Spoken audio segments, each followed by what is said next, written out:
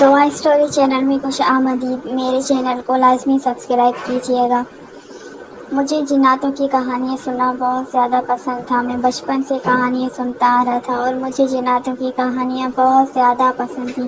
میری دادی مجھے روز رات کے وقت جناتوں کی کہانیاں سنایا کرتی تھی۔ میں شوق سے سنتا تھا۔ اماں باہر چارپائیاں صحن پر بچھاتی اور ہم وہاں پر سوتے تھے کیونکہ ہم گاؤں میں رہا کرتے تھے۔ ہمارا گھر کچا تھا اور یہ جگہ بھی کافی سنسان تھا۔ میری بہنیں مجھ سے کہتی تھی کہ تم جناتوں کی کہانیاں سنتے ہو، کیا تمہیں ڈر نہیں لگتا کہ ایک ایسا جگہ ہے سنسان؟ اور میں انہیں کہتا کہ بالکل بھی نہیں، مجھے بہت خوشی ہوتی ہے اور میں شوق سے جناتوں کی کہانیاں سنتا ہوں۔ میری دادی مجھے روز جناتوں کی کہانیاں سنایا کرتی تھی۔ مجھے انتہائی وہ کہانیاں پسند آتی اور صبح ہوتے ہی دوپہر کے وقت 2 بجے میں نہر کے کنارے جاتا اور سارے دوستوں کو بٹھاتا۔ وہاں پر محفلیں ہوتی تھیں۔ ہم جناتوں کی کہانیاں اپنے دوستوں کو سنایا کرتے تھے۔ ایک دن طبیعت خراب ہونے کی وجہ سے میں نے اپنے دوستوں کو بولا کہ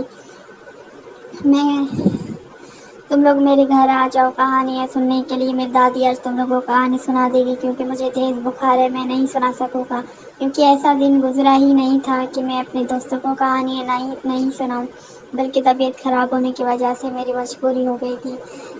پھر میری دادی نے جیسے ہی یہ کہانی سنائی جناتوں کی تو میرے دوستوں نے تو گھر جانے سے منع ہی کر دیا تھا کہ وہ تو گھر جائیں گے ہی نہیں۔ ان کو یہ کہانی بہت زیادہ پسند آتی تھی کیونکہ دادی اپنے زمانے میں اپنے بڑوں سے کہانیاں سنا کرتی تھی، انہیں وہ کہانی یاد ہوتی تھی۔ کبھی کبھی ایسے واقعہ بھی میری دادی کے ساتھ پیش آ چکے تھے، انتہائی خوفناک، بھیانک، اور میری دادی نے ان کہانیوں کو، ان جناتوں کی قصوں کو نظر انداز کر دیا تھا کیونکہ میری دادی ایک بہادر عورت تھی۔ وہ رات کے وقت صحن پر بھی جناتوں کی کہانیاں مجھے سنایا کرتی تھی، جو کہ بہت زیادہ اندھیرا ہی ہوتا تھا اور ہمارے گھر میں تو ایک بہت بڑا درخت تھا پرانا، کیونکہ اس میں جنات بھی ہوتے تھے۔ کبھی کبھی میں رات کو اٹھتا تو ان کا سایہ مجھے نظر آتا تھا اور میں دادی کو بتاتی تو وہ مجھے حوصلہ دیتی کہ ڈرنے کے بجائے یہ ہے کہ تم برداشت کرنا سیکھو اور نظر انداز کر دو ان جناتوں کو، یہ کچھ بھی نہیں کر سکیں گے۔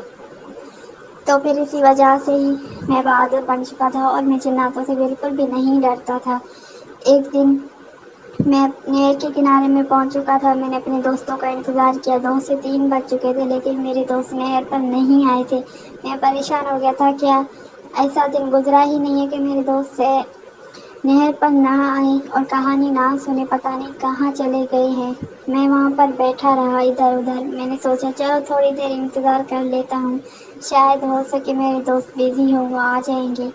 میں نہر پر بیٹھا ہوا تھا کہ 5 جنات میرے قریب آئے اور مجھے کہنے لگے کہ مجھے جناتوں کی کہانیاں سناؤ۔ تم وہی شخص ہو نا جو رات کے وقت کہانیاں اپنی دادی سے سنا کرتے ہو، اور دیکھو ہم تمہارے کیا حشر کرتے ہیں۔ وہ انتہائی شیاطین جنات تھے جنہوں نے مجھے پکڑ کر پانی پر پھینک دیا تھا۔ میں پانی میں ڈوبتا رہا تھا۔ پانی کا گہرائی بہت زیادہ تھا جس وجہ سے میں ڈوبتا رہا تھا۔ میرے منہ کے اندر پانی جا رہا تھا، ناک کے اندر پانی جا چکا تھا۔ میں ڈر رہا تھا بہت زیادہ۔ انہوں نے تو حشر نشر ہی کر دیا تھا۔ اس کے بعد تو میں نے توبہ ہی کر لی تھی کہ میں تو کوئی جناتوں کی کہانی سنوں گا ہی نہیں۔